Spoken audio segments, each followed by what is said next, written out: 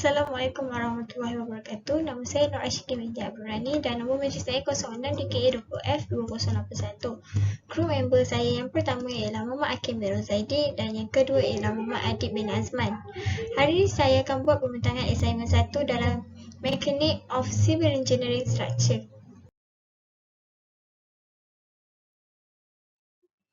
Dalam assignment 1, kami bahagikan mempunyai seorang satu soalan kerana mempunyai 3 orang dalam ahli grup.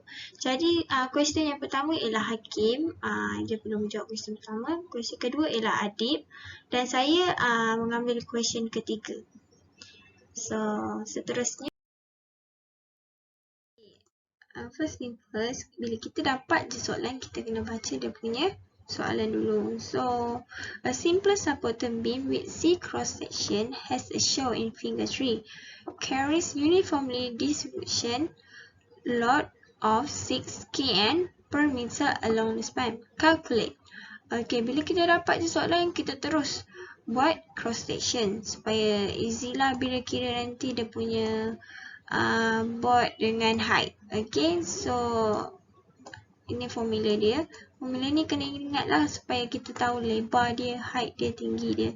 So, kita cross siap. Okay. Oops. Kita cross siap. Mana dia punya area yang pertama, kerata rentas dia. Okay. Ini yang kedua. Saya dah buat dah siap sebenarnya. Okay. Cuma tak jelas. Okay. Kita bagikan siap-siap. Lepas tu kita kenal pasti dia punya simple supporting beam. So dekat sini dia punya simple supporting beam dia 10.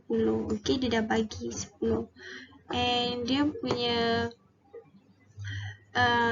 ni lah dia punya jarak bawah ni. Okay, 5 meter.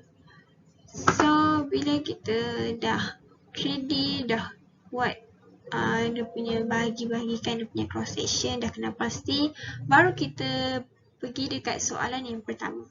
So let's go. Soalan yang pertama, dia tanya the maximum moment of beam. So kita masukkan rumus dia. M max sama dengan W L kuasa 2 per dengan 8. Okay, W tu dia punya wall lah, dia punya simple supported beam. Okay, so darabkan dengan 5 kuasa 2 per dengan 8. So kita dapatlah jawapan 31.25 kilonewton per meter. So soalan yang kedua, dia tanya the centroid at axis of the cross section. So untuk senang dan mudah, kita buat kotak lah supaya kita nampak jalan kerja dia. So kan kita dah tahu dah cross tadi dia punya area cross section tu, kita labelkan 1 and 2. Itu lebih mudah lah. So untuk area yang pertama 50 darab 15 sama dengan 750. Lepas tu untuk area yang kedua 15 darab 800 sama dengan 120 sama dengan 1200. And area yang ketiga 100 darab 100 darab dengan 15. Okay, so kita totalkan siap-siap supaya senang lah, kita dah tahu nilai total dia. Untuk Y bar pula, kita fokus dekat paksi bar lah yang menegak. Okay, yang menegak. So kita bagikan dengan 2. 15 bagi 2 tambah dengan 80 tambah dengan 15. So kita dapatlah nilai dia 102.5. And untuk area yang kedua 80 bahagi dengan 2 tambah dengan 15 sama dengan 55. And dapatlah 55. Okay, dia punya Y bar. Y bar tu dia punya height lah kalau kita nak tahu. Senang. Dia punya height. Okay. Dan section yang ketiga ialah 15 bagi 2 sama dengan 7.5. So kita darab siap-siap jumlah betul dia punya setiap cross section 750 darab dengan 102.5. So dapatlah 76875. Untuk yang kedua 1200 darab dengan 55. So dapatlah 66,000. Untuk cross section yang ketiga 1500 darab dengan 7.5. So dapatlah 11250. So kita totalkan semua siap-siap. Okay, kita totalkan semua siap-siap, dapatlah 154,125. So nilai total area Y bar kita bahagikan dengan total area. Okay, so dapatlah nilai 44.67 mm kuasa 4. Okey, itu dia punya unit. Lepas tu, kita nak cari dia punya Y tension. Okey, sebab dia minta the centroid kan. So, kenalah cari. So, kita nilai area tadi kita just tambah. Lepas tu, tolak dengan kita punya ni lah. Yang jumlah ni, yang kita dapat ni. Yang jumlah total area Y bar bagi dengan jumlah area. So, kita tolak dengan jawapan atas tu. Okey, yang ni. So, dapatlah 65.33 mm kuasa 4. So, kita move dekat next soalan. Okey, untuk soalan yang ketiga, dia tanya the second moment area of the cross section of the bin. Kat sini saya menggunakan rumus IXX sama dengan IPG tambah AD square.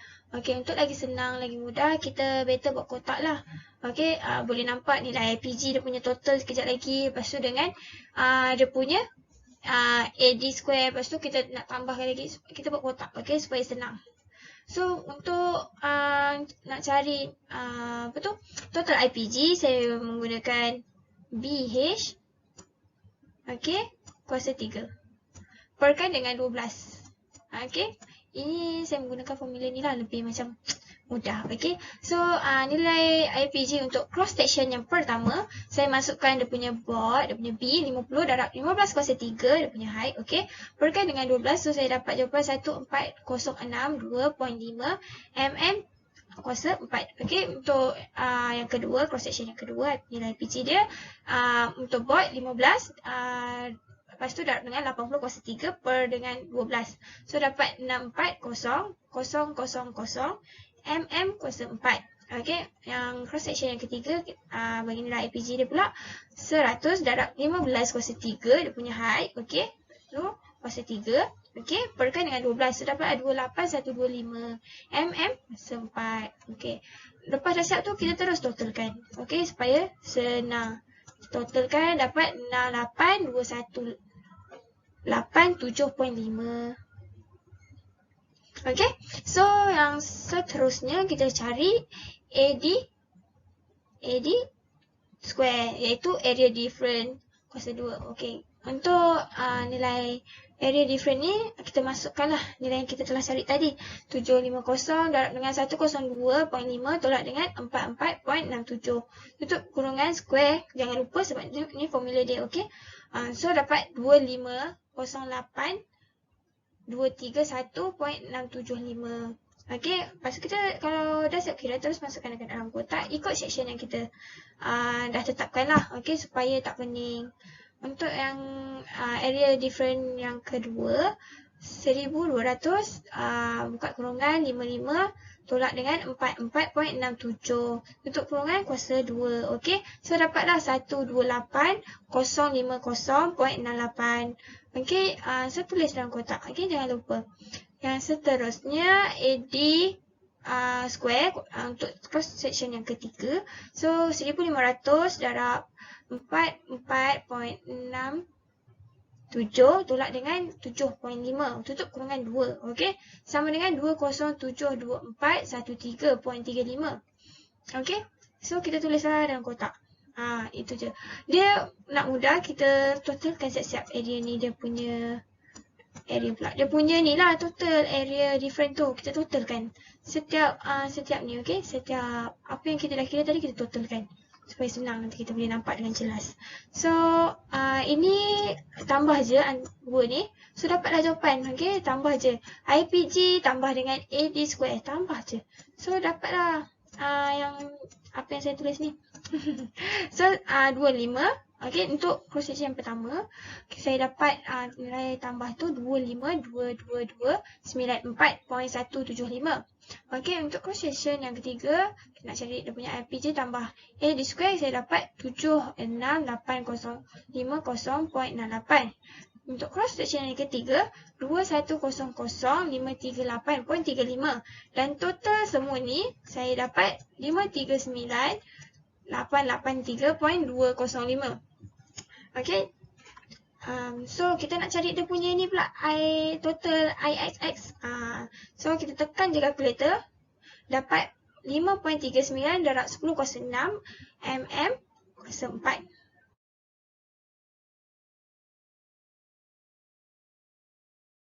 Dia tanya the maximum bending stress of the beam cross section. So saya menggunakan stress compression sama dengan my per I. So masukkan balik nilai M 31.25 darab 10 kuasa 6 kN per milimeter darab dengan nilai yang kita dapat, nilai area yang kita dapat 65.33 mm. Lepas tu perkan dengan 5.39 darab 10 kuasa 6 iaitu nilai mana? Nilai dari jumlah total IXX. So 378.77 lah jawapan dia. Untuk yang kedua, kita kena cari stress tension. So masukkan balik 31.25 darab dengan 10 kuasa 6 kN per milimeter darab dengan 44.67. Okey, nilai tension yang kita dapat dekat soalan 2 tu.